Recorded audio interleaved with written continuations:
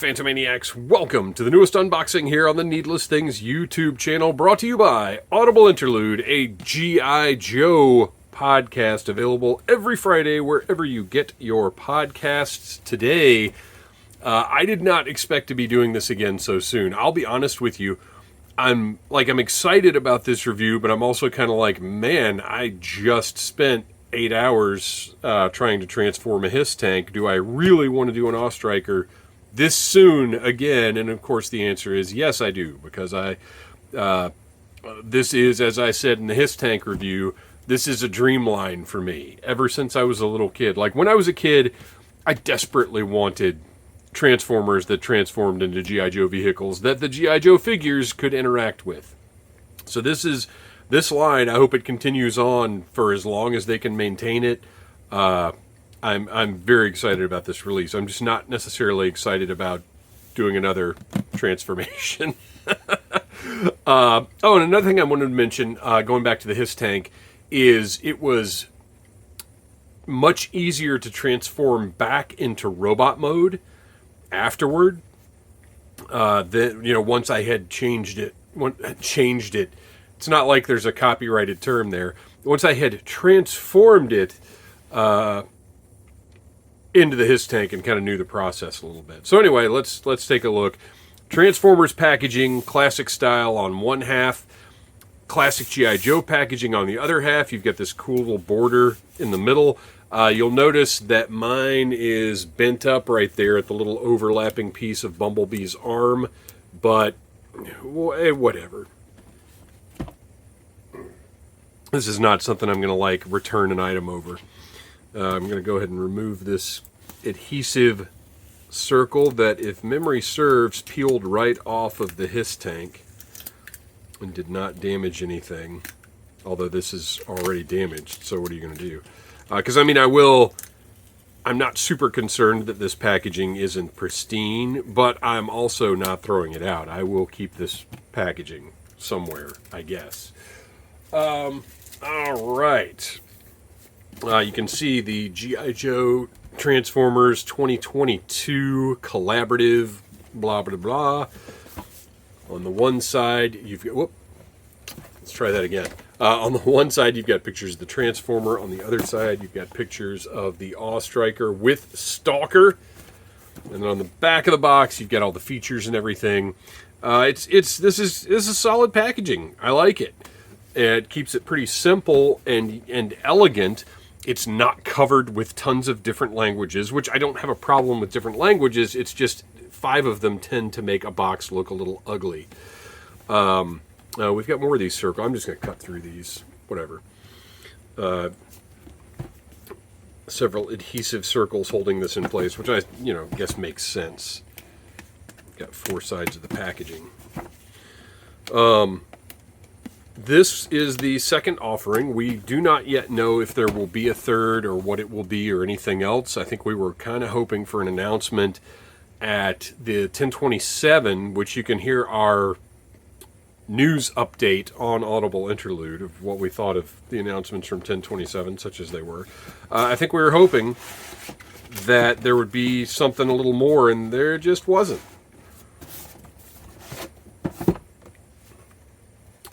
So that's a little cutout right there that just slides over the top. So yeah, I'm going to keep that. I'm going to set it to the side for right now. And we have a cool, shoebox style. A lot of kind of higher end collectibles come in packaging kind of like this. Oh, on the back, maybe we've got a little hint as to what's next. Because the Hiss tank hinted at Bumblebee. So we have here, satellite images reveal collaboration between the enemy and other hostile agents in disguise. Rendezvous at the motor pool for debrief. While there may be more than meets the eye, knowing is half the battle. Huh. Okay, well, no hints there. Let's take a look. Now, be ready, because this was a very, very cool moment in the last review. And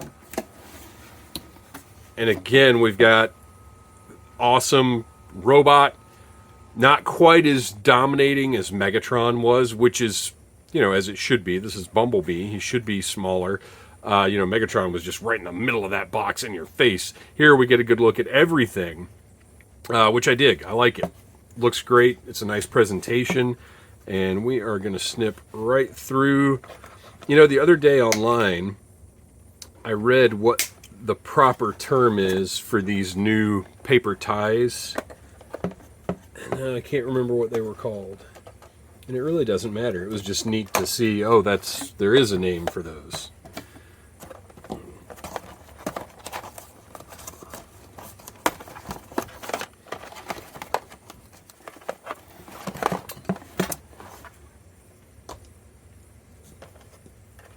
This is an incredibly exciting era to be a G.I. Joe fan. And honestly, as someone who grew up loving Transformers but not having a ton of Transformers, this is cool as well. I am not a modern... I have purchased modern Transformers, but I am not a modern Transformers collector. Just because, my gosh, you can't collect everything. You may have seen my review on the channel of the RED Shockwave, because I will buy a cool Shockwave when I see one. But, let's see how well we can get that card out.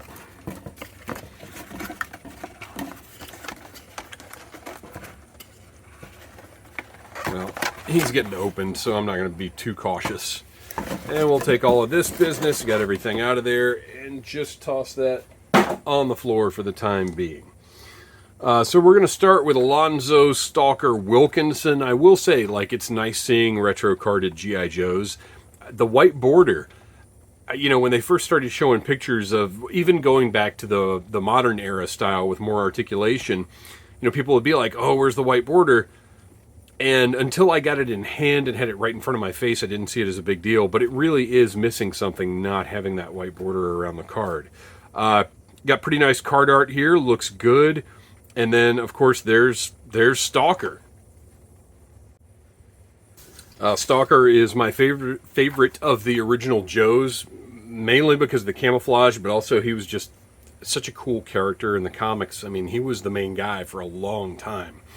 On the back, there are those languages I was talking about. I dig the art of him in the Awe Striker at the bottom. I think that's a cool, nice touch to be added on here, because, you know, rather than having a cross cell, which would be odd with the way the retro stuff has gone so far, this makes sense because this is kind of a special release item. All right, let's get him out of there. I'm not going to be keeping this card back for anybody. I mean, why would you? So we're just going to open him right up. Notice we've got a battle stand that slid right out there, which is great. I like these new black battle stands. And I like that most of the figures have come with them. If you're curious about which ones have not, by all means, go back and watch my other Retro Joe reviews. And here we go, a nice, clean O-ring Stalker whose thumbs, whose waist piece are not going to break because they are a softer, more pliable plastic. But of course, the real test here is, how does he compare to the original Stalker? The green is a little brighter, almost a, well, it's not a lime green, it's almost like a pea soup green. He is overall brighter, for sure, because the both greens in his camo are brighter.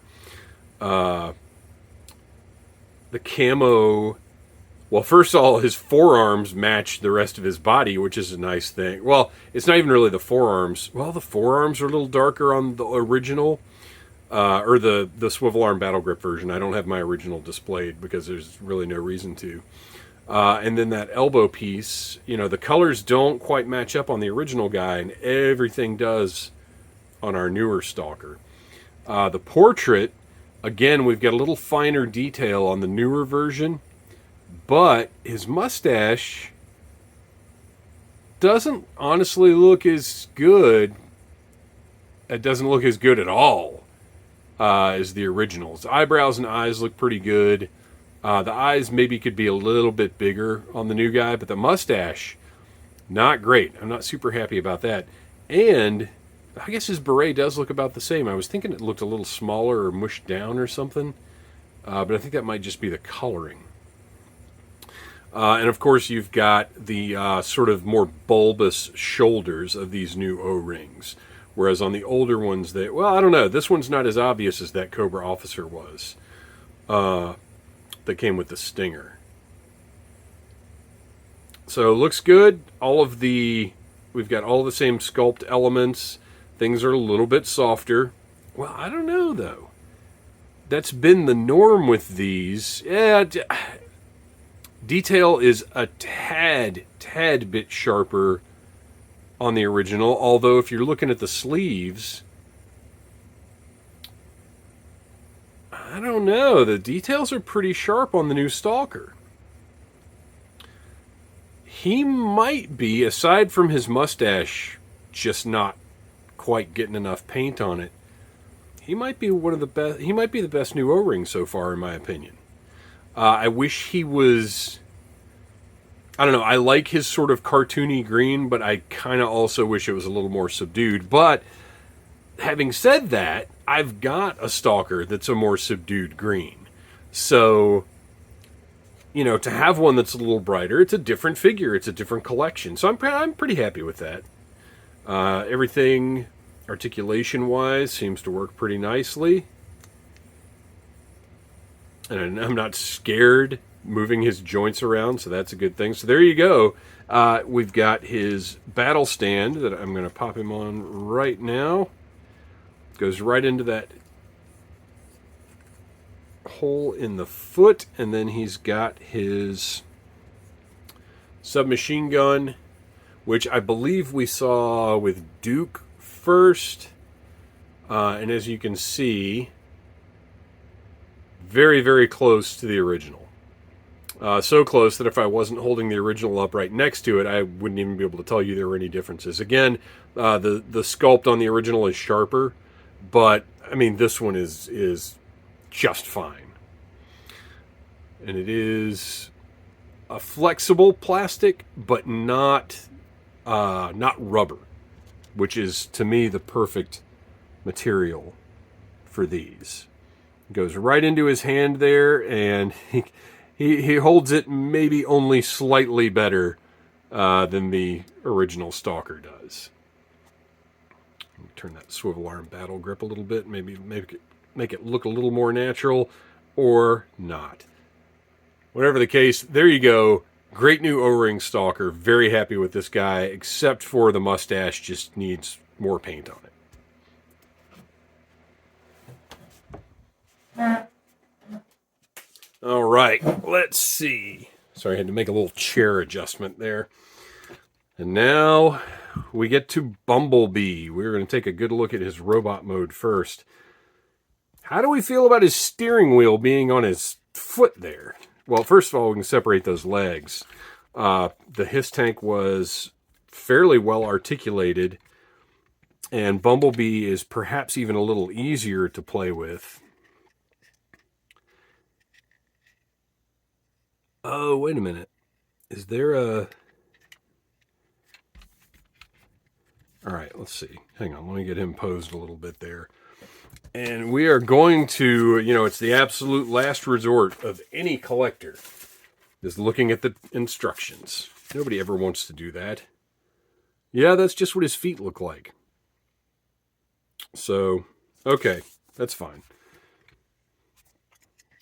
It's just odd having the steering wheel and the little dashboard camera just sitting on his feet there. But I guess we've seen weirder things in Transformers over the years, haven't we? So he's got a pretty good amount of articulation. Feels pretty solid. Nothing flopping around or too loose or anything. And I can look at this and, as opposed to the Hiss tank, a little more easily see, I think, what my steps are going to be. I would not try to transform it without the instructions, because that way lies madness. But I kind of get it a little more. So let's take a look at these instructions, and don't you worry, I'm going to do another time lapse on this thing again, because I'm not even going to attempt to waste anybody's time.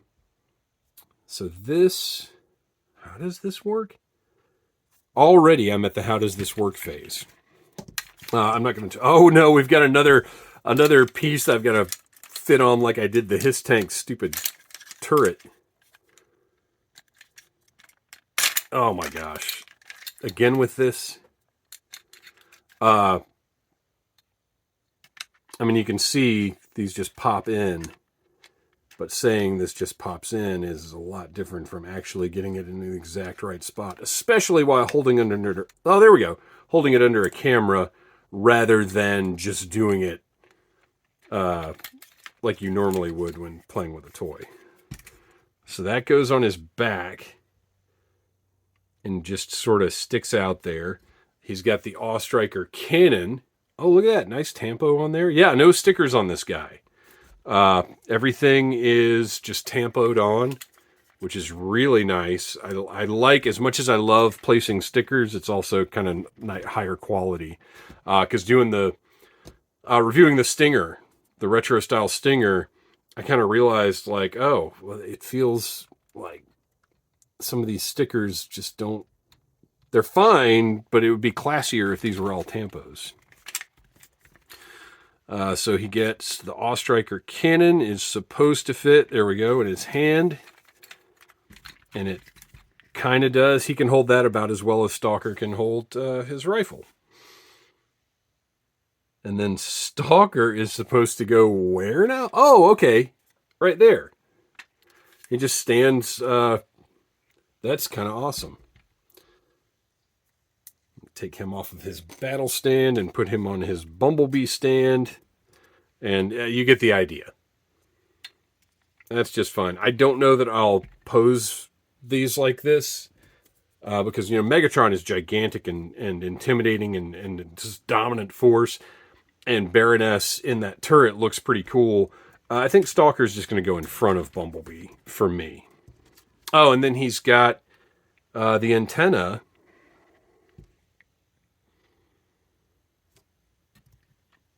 That's why those rotate.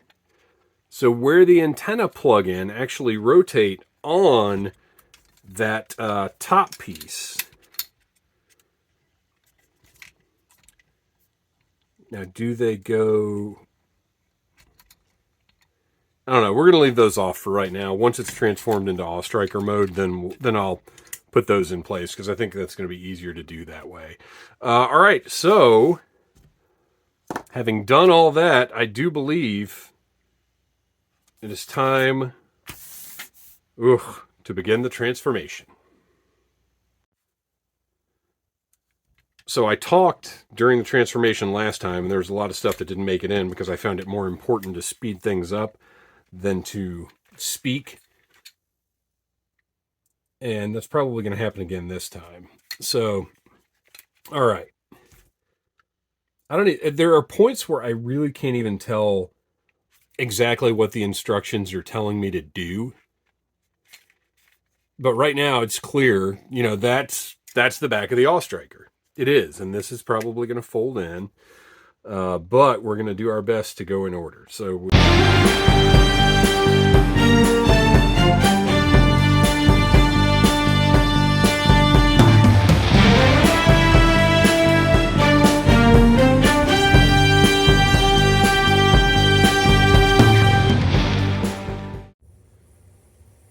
okay, look at that.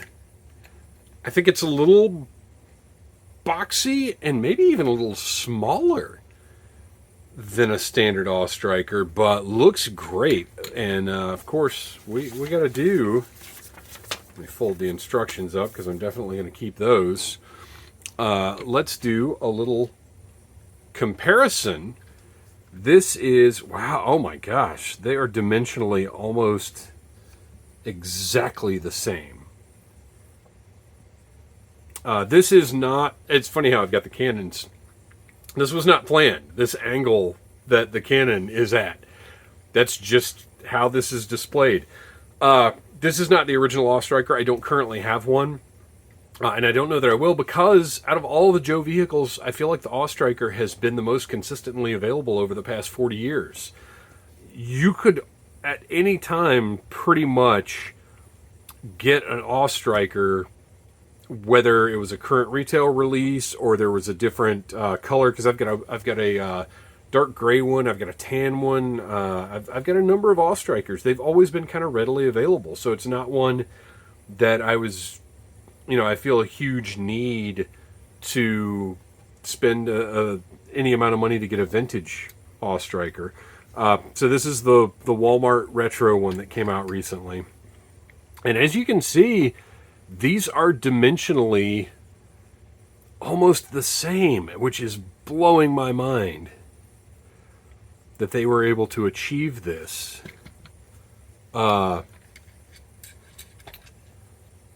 so impressed, and I have to tell you, I actually prefer the Bumblebee green to this green. This one is just something a little different and a little more appealing to me than this brighter green. You see, we don't have the wire connecting the camera to the top here, which I assume is like the power supply or something. That's fine. I'm not worried about that at all. And obviously, you don't have the suspension, which was one of the great features of the Striker, something I always loved about it. You don't have the suspension in the Bumblebee version, but that's okay because it changes into a giant robot. We do have a little more detail color-wise on those seats, because you can see there's like the silver with the black on the top. I wonder how ratted out those seats are going to get with Bumblebee walking around on them all the time. I am amazed at this. The front, you can see the headlights on the original, or not the original, the newer retro. Although the original, they were clear as well. They're blue on Bumblebee, which is actually pretty cool, because this front portion has always kind of looked like a face to me, but now it's even more reminiscent of the kind of the movie Bumblebee almost, with the blue eyes. This is fairly sturdy. I'm not going to sit here and like drop it down because I don't want it to pop apart, but I mean, it's not a particularly delicate transformer. You know how sometimes you have to handle the vehicle modes very, very carefully. In this instance, I don't think that's going to be necessary. And I'm noticing this hole right here, so I'm guessing in robot mode, I probably missed this in the instructions, it looks like, oh yeah, you can mount that cannon up there. That's actually why Stalker stands on his shoulder to man that cannon. So that's cool. This is amazing. This is another fantastic part of this Transformers G.I. Joe crossover. I'll put Stalker in there just because. There's really not a good reason to, because, like I said, the dimensions are almost the same. So he's going to fit in there just fine, but let's do it just for fun. And there he goes, right in there. I'm not going to put a whole lot of effort into getting his hands on the steering wheel because obviously it's going to work. But there it is. Stalker and the Striker, a.k.a. Bumblebee. Another fantastic achievement of engineering from the team doing these. I hope we get many, many more. This is just absolutely fantastic. I'm so delighted with this line. I understand the price on this one. I believe it was $70. Gave some people pause. Look, it looks like this is so low to me, this portion underneath here, but it rolls fine. $70 seemed a little steep to some people, not to me. This is again, a dream toy for me, and I cannot wait to see what they do next. Thanks for watching, you guys. Please like, subscribe, share, tell your friends about Needless Things. Come back all the time for new toy reviews. And until next time, yo, Joe! Smash that like button if you like Needless Things.